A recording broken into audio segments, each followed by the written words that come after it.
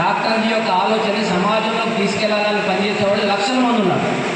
అదే ఏ రాజకీయ నాయకుడికి ప్రపంచ చరిత్రలో ఎవరూ లేరు. డాక్టర్జీ భ్రష్ట అని చెప్పడానికి కారణం ఏంటంటే ఆయన గొప్పదనం ఆయన తదనంతర కాలం ఇంకా విశ్వవ్యాప్తమైందన్నమాట.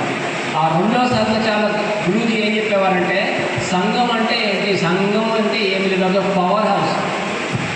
ఉదాహరణకి మనం నాగార్జున సాగర్ హైడ్రోల్ ప్రాజెక్ట్కి వెళ్ళామనుకోండి, అక్కడ విద్యుత్ ఉత్పత్తి అవుతుంది. విద్యుత్ ఉత్పత్తి అయినప్పుడు అది మనకు తెలియదు.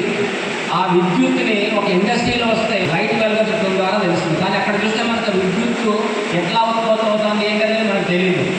అలాగే గురూజీ చెప్పారన్నమాట, సంఘం అంటే ఒక పవర్ హౌస్. అంటే అక్కడ పవర్ని జనరేట్ చేస్తుంది. పవర్ని జనరేట్ చేయడం అంటే ఏంటి, కార్యకర్తల నిర్మాణం జరుగుతుంది. ఈ నిర్మాణమైన కార్యకర్తలు తమ కార్యక్షేత్రంలో ఎక్కడికైతే వెళ్తారో ఆ క్షేత్రంలో ప్రభావవంతంగా పనిచేస్తూ సంఘం యొక్క ఖ్యాతిని ఇంకా పెంచుతారన్నమాట. అందుకని సంఘం ఏమి చేయదని చెప్పాడన్నమాట. సంఘం ఏమి చేయదు, కానీ సంఘంలో తయారైన స్వయం సేవకు ఏదైతే కార్యక్షేత్రంలోకి వెళ్తాడో అక్కడ ఏ పని చేయకుండా వదిలిపెట్టాడు. ఎక్కడైతే వ్యవస్థలో ఉంటాడో ఆ వ్యవస్థని వ్యవస్థీకృతం చేసే పని చేస్తాడు. అందుగురించే గురూజీ చెప్పిన మాటలు ఇదన్నమాట. సంఘం అనేది ఒక పవర్ హౌస్. సంఘం ఏమి చేయదు, కానీ సంఘ కార్యకర్త ఏది వదిలిపెట్టడు. ఎక్కడ అవినీతి జరుగుతున్నా వదిలిపెట్టాడు, దాని గురించి పోరాటం చేస్తాడు. ఎక్కడ అవేర్నెస్ కావాలో అక్కడ అవేర్నెస్ క్రియేట్ చేయాలని చేస్తాడు. ఇట్లా సంఘం ఏమీ చేయదు, కానీ సంఘ కార్యకర్త ఏ పని చేయకుండా వదిలిపెట్టడు అని రెండోసారి సంఘాలు చెప్పారన్నమాట. ఇప్పుడు అందరూ మీరంతా కొత్తవాడు. ఇవాళ మనం యువ సమ్మేళనానికి వచ్చాం, ఆర్ఎస్ఎస్ ప్రోగ్రాం పెట్టుకుంటాం. అసలు ఆర్ఎస్ఎస్ అంటే ఏంటి, ఇది పెద్ద సందేహం. ఆర్ఎస్ఎస్ అంటే ఏంటి, రాష్ట్రీయ స్వయం సేవక సంఘ్ అంటే అర్థమైపోయిందా? దానికి మూడో సంఘచాలకం అనమాట బాలాసాహెబ్ దేవర్జీ చెప్తారనమాట. ఆర్ఎస్ఎస్ అంటే శాఖ. శాఖ అంటే గంట కార్యక్రమం, ప్రతిరోజు జరుగుతూ ఉంటుంది కార్యక్రమాలు. ఒక శాఖ గంట, ఉదయం అవ్వచ్చు, సాయంత్రం అవ్వచ్చు, రాత్రి అవ్వచ్చు. శాఖ ఏమవుతుంది, శాఖలో కార్యక్రమం చేస్తారు. కార్యక్రమం ఎవరు చేస్తారు, స్వయం సేవకులు కార్యకర్తలు చేస్తారు. కార్యకర్త అంటే ఎవరు, శాఖకు వచ్చే ప్రతి వాళ్ళు స్వయం సేవకులు. ఏ స్వయం సేవకు అయితే బాధ్యత ఉంటుందో, ముఖ్య శిక్షకనో, కార్యవాహనో, ఘటనా నిర్వహణో, శారీరకనో, ఇలా రకరకాల బాధ్యతలు ఉంటాయి. బాధ్యతలు ఉన్న స్వయం సేవకులే కార్యకర్త అంటారు. అందుగురించి మూడోసారి సంఘాలకు ఏం చెప్తారంటే ఆర్ఎస్ఎస్ అంటే శాఖ అంటే గంట కార్యక్రమం. ఈ కార్యక్రమం దీని గురించి చేస్తుంది, ప్రతిరోజు కొన్ని శారీరక కార్యక్రమాలు నిర్వర్తించి దాంతోపాటుగా మానసిక వికాసం కోసం ఇంతకుముందే మనం ఎన్నో అద్భుతమైన గీత విన్నాం అన్నమాట.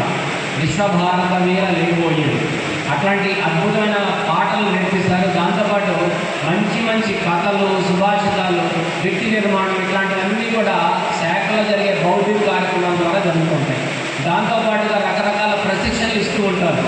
ఉదాహరణకి సంఘం తెలియదు, సంఘం గురించి రావాలి, దానికి ప్రారంభికని 2 రోజులు 3 రోజుల కార్యక్రమం పెడతారు.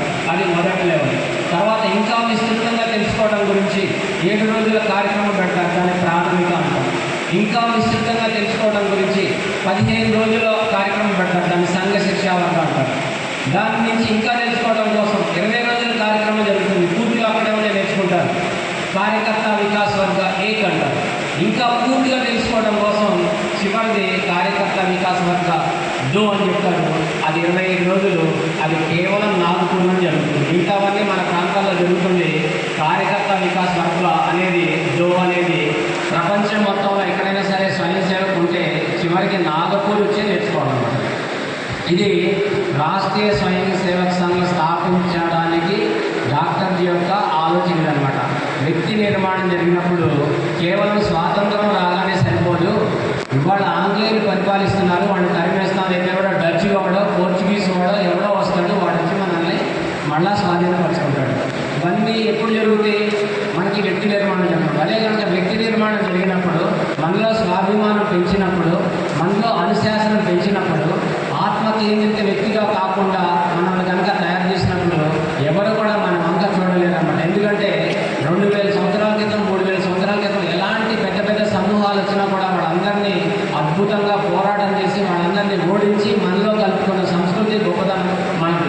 అది కాలక్రమేణా ఇవన్నీ కూడా కురుతులు వచ్చేసి ఇవన్నీ కూడా ఆత్మ కేంద్రీకృతమైపోవడం, అనుశాసనం లేకపోవడం, మనల్ని మన గొప్పతనాన్ని మనం మర్చిపోవడం, వీటి ద్వారా మనం అంతా కూడా దాని ద్వారా ఇవన్నీ మనకి జరిగిందనమాట. అది గమనించే సమాజ నిర్మాణం చేయాలంటే అది పిల్లల ద్వారా, శాఖ ద్వారా జరగాలి. అందు గురించి రాష్ట్రీయ స్వయం సేవక సంఘంలో ప్రతిరోజు 1 గంట కార్యక్రమాన్ని శాఖ అనే పద్ధతి ద్వారా జరుగుతుందన్నమాట.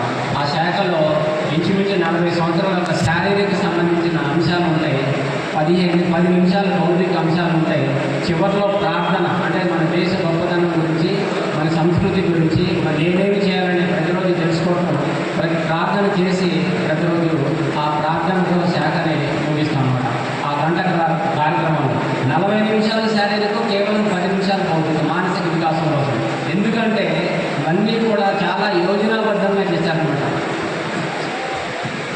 స్వామి వివేకానంద ఒకసారి చెప్పాడనమాట, భారతదేశానికి స్వాతంత్రం కావాలంటే మీరు పూజించే దేవీ దేవతలన్నీ పక్కన పెట్టేసి ప్రతిరోజు 1 గంట సేపు భారత మాతను ప్రార్థన చేస్తే మనకి స్వాతంత్రం వస్తుందని చెప్పాడు. అందుగురించే మనకు అక్కడ భారత మాత చిత్రపటం కూడా పెట్టాం. సంఘస్థానంలో మనం చేసేది 1 గంట సేపు దేశం గురించి ఆలోచిస్తాం. మనం శారీరక చేసుకుంటూ మంచి మంచి విషయాలు తెలుసుకుంటూ మనం సమాజం గురించి ఆలోచిస్తాం, దేశం గురించి ఆలోచిస్తాం. అది మానసిక పరివర్తన. అది వివేకానందుడు కూడా చెప్తాడన్నమాట. ఏం చెప్తాడంటే, నువ్వు భగవద్గీత చదివితే నీకు అర్థం కాదు, మైదానంలోకి వెళ్ళి ఫుట్బాల్ ఆడుకుని రా, అప్పుడు భగవద్గీత. అందు గురించి ఎందుకు మనకు తెలుసు, sound mind in a sound body. మనం ఫిజికల్గా ఫిట్ ఉన్నప్పుడే మెంటల్గా ఫిట్ ఉంటాం.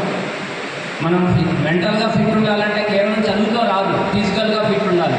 ఫిజికల్గా ఫిట్ ఉండాలంటే శారీరక చేయాలి, ఆటలు ఆడాలి. ఇవన్నీ అందు గురించే 40 నిమిషాలు శారీరక కార్యక్రమాలు పెట్టి అప్పుడు 10 నిమిషాలు భౌతిక అంశాలు అనేది పెట్టడానికి రీజన్ అనమాట. ఇట్లా ప్రతి విషయాన్ని కూడా సైంటిఫిక్గా ప్రూవ్ చేసిందే ఆర్ఎస్ఎస్లో జరిగే శాఖ అనమాట. ఇది రాష్ట్రీయ స్వయం సేవక సంఘం యొక్క మనకు కొంచెం పరిచయం చేసడానికి నేను మాట్లాడేది. మొత్తం ఒక విషయం చెప్తాను.